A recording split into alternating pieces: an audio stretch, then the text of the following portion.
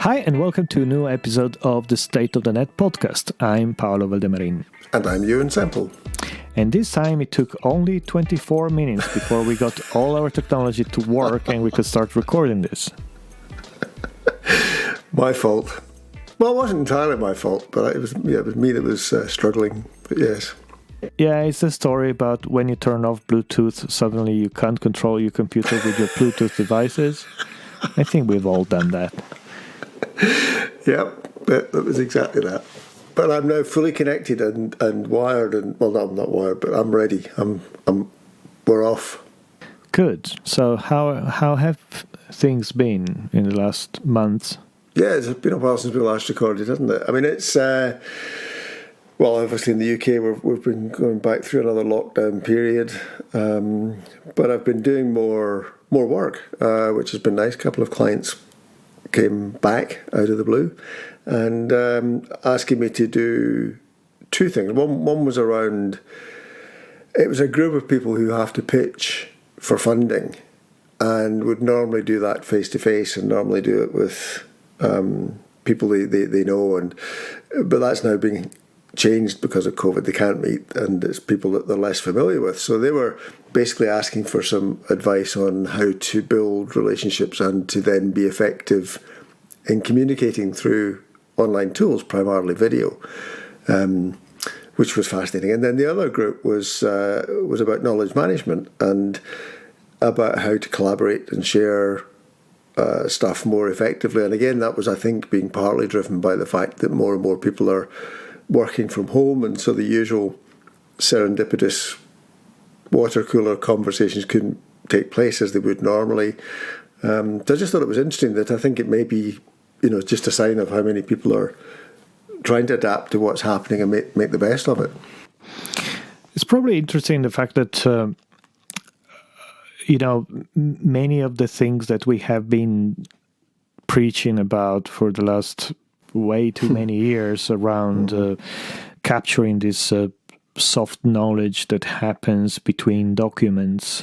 And I think that, many people said, yeah, but, there wasn't such an evident need for this kind of process. Yeah. I mean, perhaps it's a good thing. It's, all the times, I can't tell you how many times I try to explain this by saying, if you take all the people in an organization and replace them with the same amount of people with exactly the same skill sets, they will not be able to perform the jobs because they don't have the knowledge connecting these skill sets. Yeah. And but it was all a very theoretical thing. Now you have people who suddenly find themselves at home and they don't have access to information that they need. And it's not, or probably not information. It's probably they don't have a context that they have if you just live in the same environment. That's what I was going to say, and I think that's partly what's making it hard for people, because for me, one of the appeals of the online tools was their asynchronous nature and the fact that blogging and commenting or contributing to a bulletin board didn't need me to be there all the time. I could post a question, wait, just come back sometime, and the answers would all be there like magic, and it was actually very efficient. I think the problem at the moment is a lot of people are basically replicating their air quotes real world in the technology, so they're spending all the day staring at a computer doing Zoom calls or Teams calls, and so they're not really, I don't think in many cases, gaining the potential advantage of if they were embracing all of the tools and using the right one for the right thing at the right time, then it could be less stressful and more efficient and more effective. But I think at the moment there's a risk of it becoming quite it's tough, It's so something that happened to me this morning. I was in a conversation with a couple of colleagues, and suddenly we got a message saying that somebody else needed that Zoom room, and we had to leave. And I was like, really? It's bonkers. Well, because of the way we're using Zoom. So basically, I started a new call and we moved this to another call. But it was like, we have been just thrown out from a meeting room. I mean, like, really? Do we still have to do this? That's funny, isn't it? It's ridiculous. But yes, I mean, look, I'm spending so much time in Zoom calls, and I think that a very big part of the time could be an email, or a blog post, or Slack, or whatever.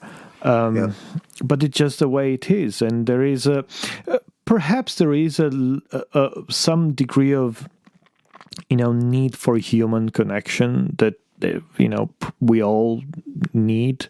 Well, they all need. I was going to say, speak for yourself. Yeah, well, but I was trying to be inclusive. And sometimes I think that something that does happen and that I appreciate with some colleagues, like this afternoon, I think we had a call that went on for more than 3 hours with people coming in and getting out, and it wasn't a meeting per se. It was mostly we were just chatting about things, and then we thought, oh, why don't we ask this to somebody? So we invited them in, and then we went somewhere else, and there was a client popped in. So it was mostly sharing a space and sharing a conversation than having a formal meeting. Well, that reminds me of a thing that we did at the BBC with MIT, where they had a wall, a big screen basically, with multiple cameras near it and microphones in a shared space in Boston, and we had one in Digilab at the Beeb, and the idea was that people could bump into each other. You could sort of walk past the screen, see them there, say, hi, how you doing, and just take that kind of serendipitous conversation. So yeah, I mean, and I think that's what kids do. I mean, they'll just sit and leave Skype or whatever on all day, and it's interesting watching both my daughters use and the colleges that are using the technologies, and to good effect. I mean, Molly's been on all day, but it was her birthday yesterday, and the students decided to have a virtual birthday party for her, and I was overhearing it, and it was just really interesting how comfortable they all are at doing what you just described, at having a big open Zoom space. They're all there. They're not falling over each other or interrupting each other. It all sort of just worked in a modified form, in the way that it would have been if they were in the room. And I think that's what's really interesting, isn't it? That with a bit of adjustment and shifting your expectations, sometimes just a little, these are often remarkably effective. No, it's something that I did notice the first time I went on a birthday on Zoom during the first lockdown. It was that it works even at a certain scale. And what I realized in that case is that you rarely have such a large group of people where only one person is talking at a time. But that's the only way you can do it in Zoom. Yeah, that's right. You can have the side conversations going on. Yeah. Although even that, I mean, so I was involved at one of the conferences that I was involved in. It started off. Oh no, it was a networking thing. It was a group, Scottish networking business group. But what they did was they had So the way the thing was structured, you started off in small groups of maybe half a dozen with a host, and that gave us the chance to introduce ourselves to each other, and then and that was for like the first 5 minutes, and then we'd swap rooms and be meeting and introducing to other people, and then we would go into the bigger group for a presentation, and then at the end it sort of was an open, more freeform sort of thing. But again, I thought it was just interesting how they sort of replicated what you would do when you turn up and you grab your Danish pastry and your coffee and you just start sort of talking in small groups. And it was reasonably effective, again, at mimicking that. Yeah, we have been using break rooms on Zoom for our acceleration program for startups. And I mean, we just finished a program with about 15 companies. And it was quite effective because, we had moments where everybody was in the same room, and then we had moments where we would break in, I think, 4 or 5 different breakout rooms, like smaller rooms, where we could actually do exercises and things in a much more collaborative way, where everybody has a chance of participating, and then we would just all go back to the main room, and it was quite effective.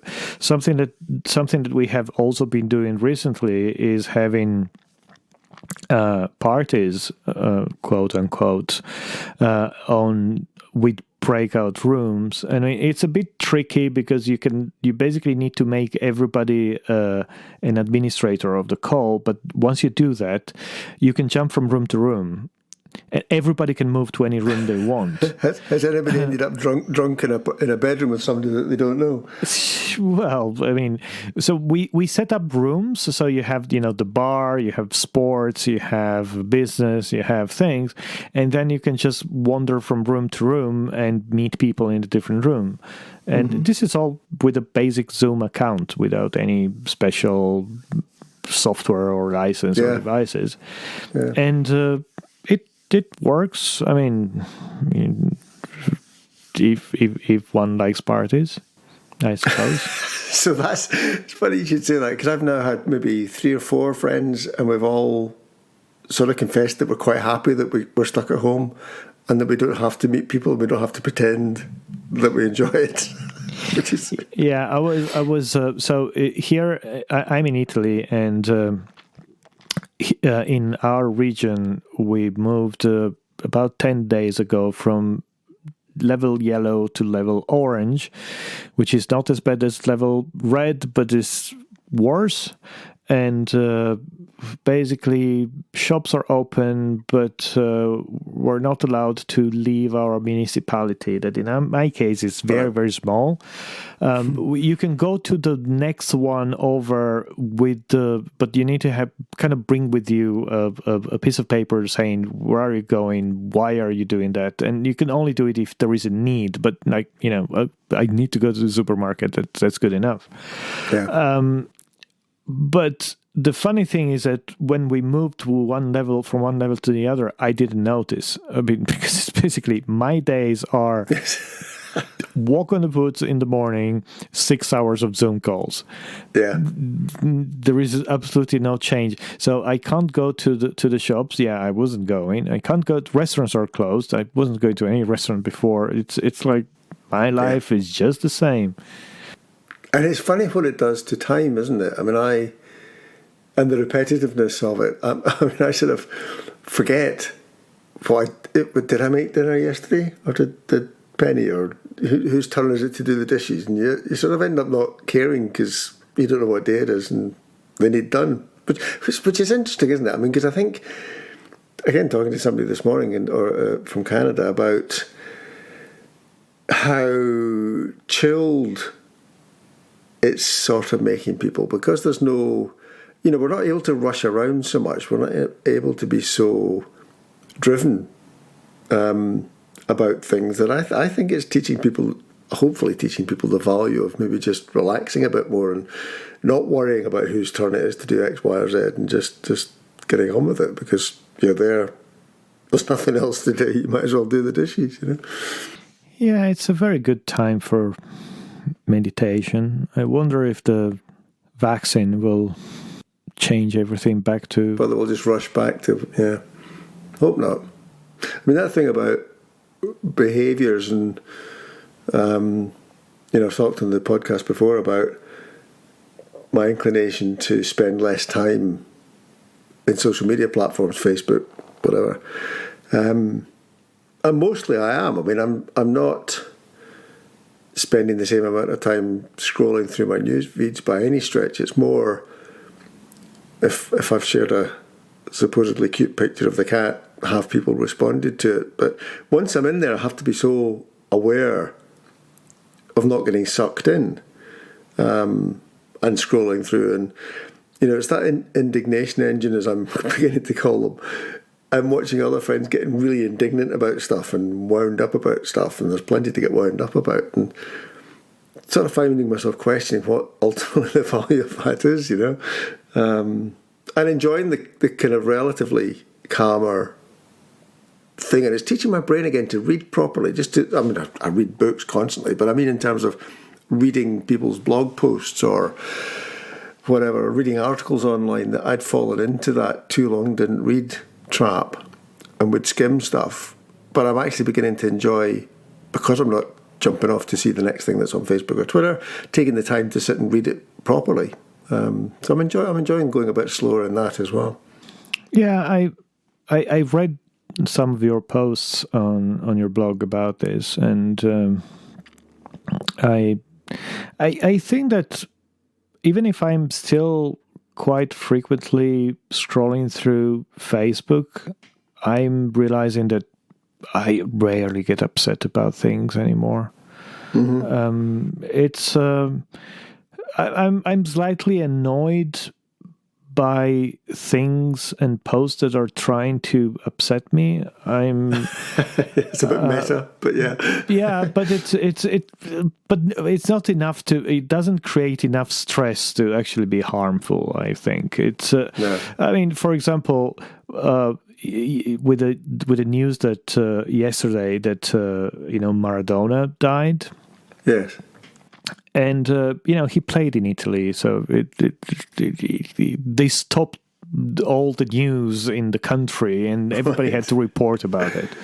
And what followed is a whole bunch of people shared on Facebook things about this, and I was kind of thinking, all right, why do you even do this? I mean, it's like if anybody has a good story, I would appreciate that. But why do you feel the need to post? Yes. But then I thought, when Steve Jobs died, I did write a post. Yeah. And you just want to be part of something, and I don't care very much, but go ahead. And even, I have friends that basically posted, oh, I didn't care very much about football, but I'm sorry he died. And it's like, okay, why did you post this exactly? It's like, how is this improving the life on the planet? But on the other hand, you want to be part of humankind. So culture works, isn't it? Yeah. Yeah. So I guess that at the end, I'm just letting all these flow by without being too upset about it. Yeah. In the same way as you read the news, and once it's very clear in your mind that there is nothing you can do about it, and nobody expects you to do anything about it, it's just news, then you can actually enjoy knowing what happens and the complexity of things. I still get upset about how stupid some journalists are, but I'm working on that. I think that, I appreciate that there are people too with flaws, but I can't stand some of them. But anyway, I don't levitate yet, but I glow in the dark a little bit sometimes. Yeah. But it's interesting, isn't it? I mean, I think, and it's what, those of us who were optimistic about the internet have always kind of like clung to, is that the idea that people will adjust and get better at doing this. And I know we've sort of disagreed a wee bit over this on the podcast in the past, but because there's no guarantees that it will turn out well. But, human nature being the way it is, that I think people just frankly have a bottom line, and they've got a limit for how much. Well, most people have a limit for how much time they can spend wasting time getting annoyed about stuff, and will eventually just move on and either use the tools for more productive things or just go off and do something else anyway. But clearly there's a hardcore for whom that may never be true. But it's also, just again today talking about how amazing it is that we've come up. He says, vaccines have been discovered in a shorter space of time than was ever thought possible. And a lot of that is because of the ability that all these scientists have had to connect and share, even within the same organisation, but certainly between organisations, to a level that would never have been possible without the tools and the internet.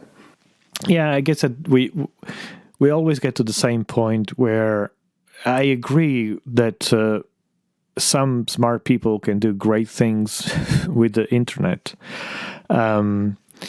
Unfortunately, I'm not sure that the silent majority can do much with it, and sometimes there is more damage than advantages. Oh, let's go around this one again then, because I'm always a bit wary of that, because I think that there are, who's to decide who the other is, who that mass is. I'm always a bit wary of the idea of a mass or them or most people. And And it sort of came up in one of the conferences that I was involved in, where they were talking about knowledge, and they were talking about knowledge that had no rubbish, the noise that can be generated on internal systems. And I made the point I've made so many times before, that one person's gold dust can be somebody else's rubbish and vice versa. And the guy said, no, there is some stuff that's just rubbish. And I let it go, but I'm not convinced. I think if there's something that people have an energy and a time to share in their context, in their situation, for their world, they wouldn't do it if it didn't add some sort of value. The fact that the rest of us look down our noses at it and don't understand that perceived value, in a sense, is sort of, cultural imperialism if we're not careful. Only smart people like me can get to use these tools. The rest of them should be banned. That's a good idea. I'm not thinking. I'm not suggesting that we should ban anybody from doing anything. I'm just saying that if I look at some corners of social media, I do think that the only thing that is happening is that people are letting their worst instinct free. And it's, recently for one of the companies I work with, I ended up in reading comments in some discussion groups of dog breeders of all things. Mm-hmm. And there is just how mean people can be to other people without having any idea of who they are and what they do and the complexity of the problems they're trying to solve. Yeah. And it's like, is there any all these people made a great effort in writing all those mean comments. Are they useful to anyone? Frankly, I doubt that. And it's probably elitist, but I don't see. And so if that is a form of entertainment, I don't see anything good coming from that. To be honest, of course it's impossible to tell the difference between what are the good discussion and what are the bad discussion. And this is Facebook argument. Facebook argument is that every day billions of people on the planet find good things in other people, and the fact that every once in a while some group of Illinois Nazis decide to do some shit on Facebook, well, that's the price to pay for it. And maybe that is the only thing we can do. It's a bit like I was watching this amazing fly in the wall documentary about the Royal National Lifeboat Service, and some amazing rescues being done. And one of them was of this surfer who, in the middle of one of the worst storms for centuries or decades, dived off this pier with his surfboard into this mad sea. And the lifeboat launched, and the lifeboat at one point capsized. Thankfully, it's a self-righting thing, but just an incredible sequence of events. And this guy ended up swimming 6 miles down the coast before he could get himself back on the coast. It's incredible. And online, he got well and truly beaten up for being so stupid. But the lifeboat crew were saying that they don't want to judge why people get into trouble. And it's a bit like the mountain rescue teams. They're the same. Some of the half-wits that get themselves into a pickle on a mountain, you think it would be in evolution's interest just to leave them there. But, they take the view that they want people to enjoy the natural world, enjoy the mountains, and if they keep getting snotty with them about making mistakes, then they'll, blah, blah, blah. And it's sort of somewhere in around there that guy won't ever do that again. He's learned his lesson. And he wouldn't have learned the lesson if he hadn't done what he'd done. And in a way, again, maybe I'm just being an aging hippie, if people are consistently a wee shit online, it might eventually come back and bite them in the bum, and they might decide to be better. Or not. Hopefully. Is everybody on a path to improvement? Or on a highway to hell? Well, who knows? Well, that's the choice, actually, isn't it? That is the choice we make. Yeah, but not everybody makes the same choice. So otherwise it wouldn't be a choice, right? We're getting so deep I've lost the plot here a wee bit, Paolo. No, you're the one who reads all those philosophy books and Buddhism and stuff. I mean, I read Facebook. I just admit it. I read comments of mean people on Facebook. Yeah, well, look what it's done. What else? I ordered my M1 MacBook. Oh, I'm so jealous. I decided to go for the MacBook Pro. And I considered all three of them. Because I was thinking, since I started using my iPad, I don't take my computer with me everywhere, so maybe I could just get away with a Mac Mini. Mm-hmm. But then I thought, if I buy a Mac Mini and I just move it between Italy and the UK when I go back and forth, it means I need to have monitors both sides, keyboards, mice, and then I need to get the camera and a whole bunch of things that I'm not saying that would have been the same price, but yeah. So I was left with the Air and the Pro. Same processor, theoretically same speed, same RAM, same everything, but then I read an article saying that because the Air doesn't have a fan, probably the way they're handling temperature is they're just clocking down or turning off cores when it starts overheating, while the MacBook Pro has a fan, so it should be able to maintain a high temperature for longer. So at that point, and it has the little bar on the top of the keyboard and a bunch of other things. So I said, all right, I ordered a Mac. It's supposed to be delivered between the 15th and the 21st of December, but I got notification from American Express today that Apple charged my card, which might mean that it's going to get here. So I've been reloading the orders page all day and nothing has changed yet, but I'm counting on the fact that our next episode is going to be recorded on an M1. Does that mean you'll talk faster? Yeah, it will be. It will sound like a whistle to most of you.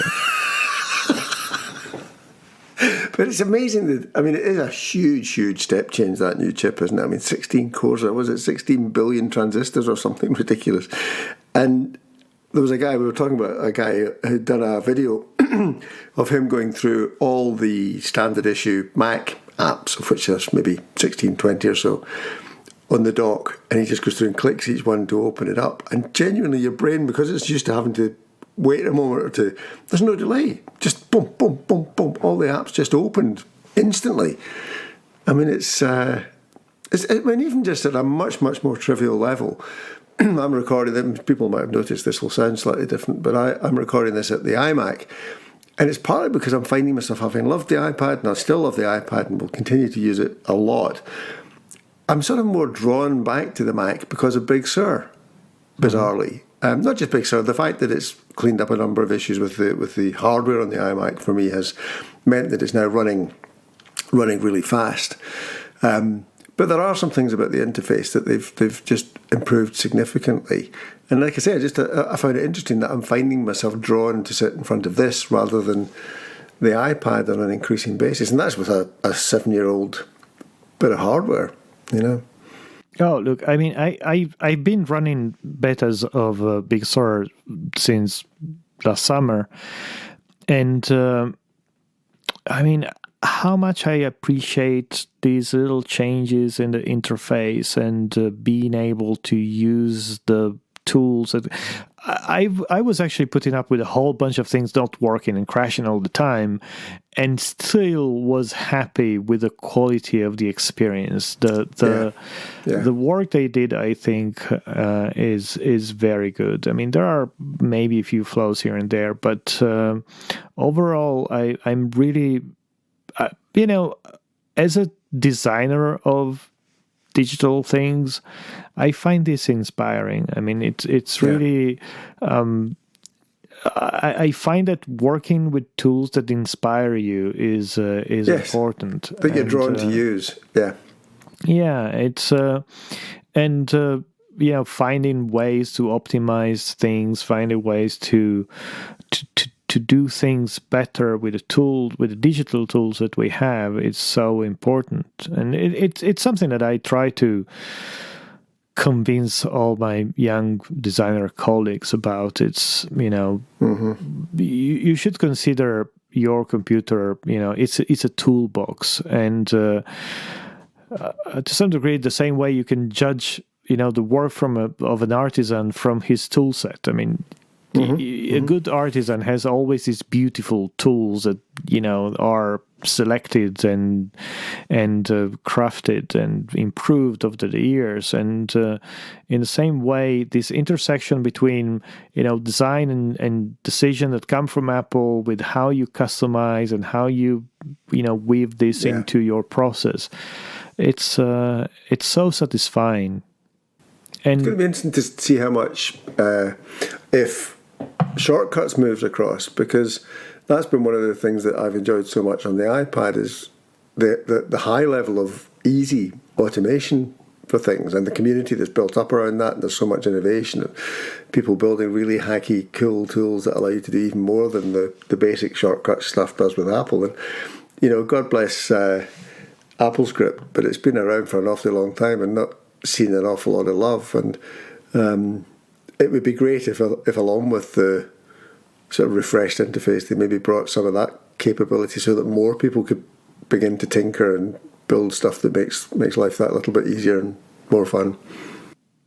Something that I've been doing recently is we changed the light bulbs across the house with the new Ikea smart ones that can be connected to Apple to HomeKit. So I can now tell Siri to do things and to set scenes, and it's brilliant. I mean, it's and it's cheap. I mean, these light bulbs start at like €10 or less. So it's not, it used to be much more expensive.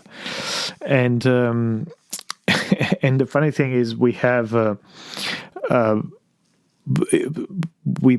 put some of these lights outside in a garden, and I set a script to basically turn on the lights between our kitchen and outside where we leave the rubbish on, the days of the week when you have to leave the rubbish outside.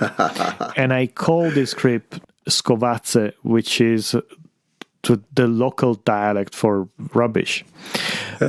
But of course, all my devices are set in English, so the way Siri pronounces it is Scaves. Which doesn't mean anything in any language. But Monica and I, basically now, we say Scaves, and all the lights come up. And I find that hilarious, but it's good. The thing is, my trouble is that we renovated the house 6 years ago and put in LED lights in all the ceilings, and we've actually got not very many light bulbs. I mean, there's little incidental lights, side lights and stuff, but I maybe should do some of that, because I've been very tempted by the HomePod, the new one, the Mini. I haven't done it because partly I don't want music all the time in the public spaces in the house, maybe, and also with the watch, I use my watch all the time for Siri, so I don't need that kind of ambient "Hey Siri" kind of thing. So I haven't bought one yet, but it's tempting, very tempting. Yeah, I mean, because I have the big one at home in the UK, and I was thinking of perhaps buying one or maybe even two to have like a stereo. Yeah, that's tempting here. But then I read about that, and it say that the audio is okay, but not exceptional, especially because they're kind of small. And I don't know, I started to realize that people, like, there is a whole new generation of audiophiles that are kind of must be satisfied with a much we talked lower about this, didn't we, on the last podcast about stereo and not realizing what stereo can. So it's kind of I don't know. I mean, I'm actually thinking that I might be spending that, probably with that amount of money, you might buy a couple of pretty good speakers that might not be very smart, but after all, I can talk in my watch anytime I want. And that's what I did actually prior to the Mini being launched. I bought a decent set of bookcase speakers that have got great sound. But yeah, it's just that seductive new toy to play with thing that I'm sort of finding off. Yeah, it's cute. It's definitely cute. I mean, it's I don't know. I think I'll resist this one. Yeah, and it's the just mentioning the watch as well. I was noticing rumours, as there always are, about the next version of the watch, and I before we started, I was talking to Paolo about the fact that I'm still fascinated with the idea of not having to have my phone with me and just using, because I use the watch a lot and find myself being quite comfortable using it for messages, even some emails occasionally. So the idea of just not bothering with the phone and having a watch that's got a GSM in it is attractive. But the reason, again, I don't do that is because my camera is in my phone. And if I'm out doing things and walking, I like being able to take pictures. So I'll always have my phone with me anyway. So I don't need to upgrade to a GSM watch. But again, tempting. Close and not quite far enough yet. Oh, can you imagine the watch with a camera? There was a patent. I remember seeing a patent maybe a year ago. It was a sort of little flip-up screen thing. But yeah, that would be very cool. It'll come. Something that I was sort of annoyed that, I was hoping that they would do it, but they didn't on the new iPhone. I was hoping they would reintroduce the fingerprint reader. That we have with the iPad, yeah. But they have it. They did it on the iPad. I mean, Monica got an iPad Air and the new one, and this thing in the button works perfectly well. And the problem with the iPhone is that if you're wearing a face mask, you can't unlock your phone. Yeah. And these days, it's kind of, if they would have been able to add, use the face recognition, but having a little button there, that would have been great. Because now, these days, I'm unlocking my iPhone. I mean, I don't go out a lot, but every time you're out, you're at a supermarket, you need to pay, and you're there unlocking your iPhone with the code and then the card and stuff. It's kind of annoying. You must do more shopping than me, Paolo. Yeah, I'm wearing more masks. We were sitting in the car outside. We went grocery shopping today. We were sitting in the car outside the supermarket, and before getting out of the car, we wore our mask. And we were saying, this feels a lot like in the movies before they rob a bank. There is this moment before robbing a bank, they just slip on the mask and they jump out of the car. It feels like that. I mean, it feels like we're robbing the supermarket, not buying stuff.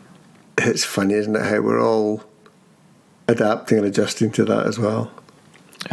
There is light at the end of the tunnel. Now, the bet is on about who's going to get the vaccine first, me in the UK or Monica here in Italy. I'm not sure. Yeah. I have no idea. Because we're not in any priority group, so it will happen with the rest of the populace, and I wonder when that's going to happen. We'll see. Yep. Well, and on this note, if you're all still alive next time, yep. Well, for those of you who are going to be still alive next time, talk to you soon. Bye bye.